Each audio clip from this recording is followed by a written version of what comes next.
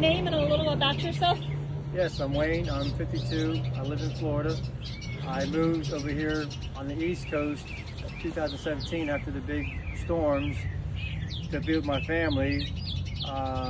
Started a business with my uncle, and I've been back and forth living, on both coasts. I pretty much moved here because I like it over here on the East Coast. Are you homeless? I am. I'm living in someone's backyard in a tent. I've been blessed with that. I'm thankful for that. What kind of things do you do around here? What do you do with your day and your time? I cut trees when I can, a little bit of yard work, construction. I just recently was blessed with a job in a shop detailing cars. Can you tell me a little about what brought you to this area? My family, my grandmother was dying with stage 4 cancer, who passed away while I was in jail. That hurt me pretty bad. And her son, my uncle, did 23 years in prison, so I took it upon myself to come over here on this side of the state and help him re-enter society and help him start a business and get back on his feet. What were the kind of things you did before this? Like, have you always been homeless and struggled with this, or? No, that happened after I came here. I started a visit with my uncle. Me and him got into it, and he basically kicked me out of his home where he was staying with his mother, my grandmother. I had nowhere to go, so I went to Walmart, got me some camping gear, and went out to the woods where I knew a couple people. Are you homeless by choice? No, I don't think anybody would really be homeless by choice if they had a choice. I mean, even Jesus was homeless, but he was on a mission much greater than mine. What has been one of the biggest challenges you face or have faced living out here? Living with life on life's terms, more or less not having electric. The bad people you meet, the police, they've made it a crime now being homeless, which is illegal, but they're doing it because they can make money off of it. The system is very corrupt, so the police here. This is the highest corrupt place in Florida, if not the nation, and this place is under investigation by the FBI. What's an average day for you like right now?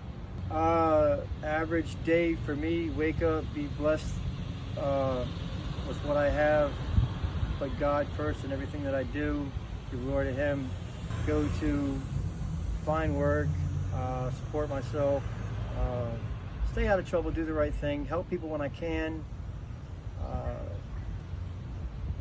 and better my life. That's what I try to do where I'm at.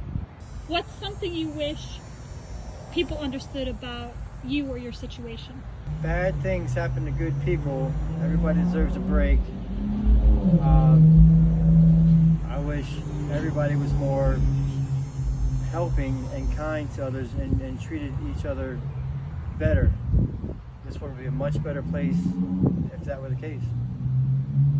If you could change one thing about your life right now, what would that be?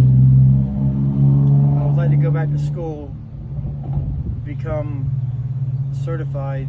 That way I always have a trade to fall back on. I have a certificate, I have a degree. I wasn't able to do that because I had to support people when I was younger and I had to put them first. And I was never able to go back to school. Do you believe in God? Of course I do. I've always been a God-fearing person. I even went to Sunday school on the bus when I was a kid, when I was young.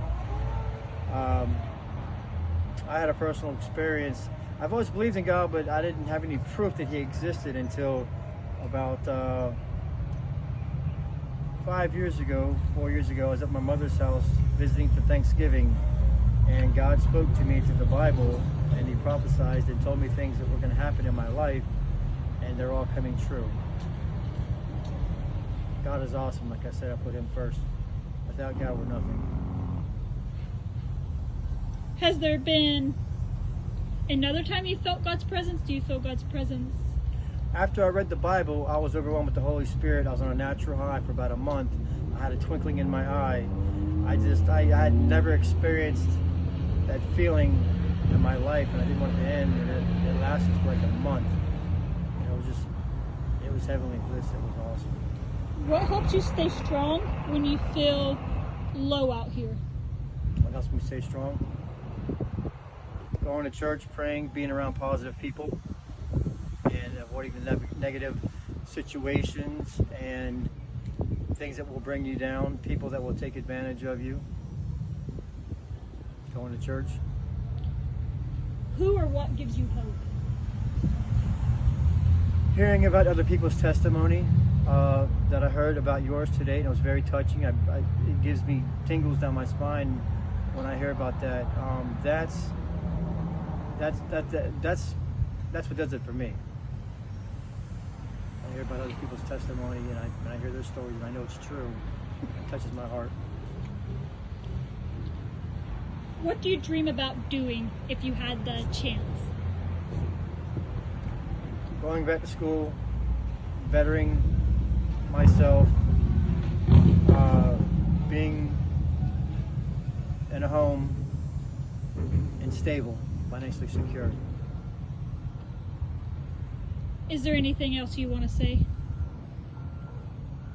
No, I'm thankful that I'm thankful that I was able to do this interview, and I hope it helps other people to better their lives. And do you have a drug of choice? Drug of choice. My drug of choice was cocaine. I did it the first time I was 17 with my uncle. I smoked cocaine. I had no idea how addictive, how destructive that drug is. I wish I knew back then, but it took me a long time and a lot of money to figure out the hard way. Do you currently use or you're sober? I'm sober. How long have you been sober? I've been sober for over a month. What is the drug of choice out here? There's not one. There's so many drugs around. You can go anywhere and find everything. So there's not just one. You got a gauntlet. You got the Molly, you got the meth, you got the crack, you got heroin, which is actually a lot of fentanyl killing people. It's an epidemic. That's the new epidemic now.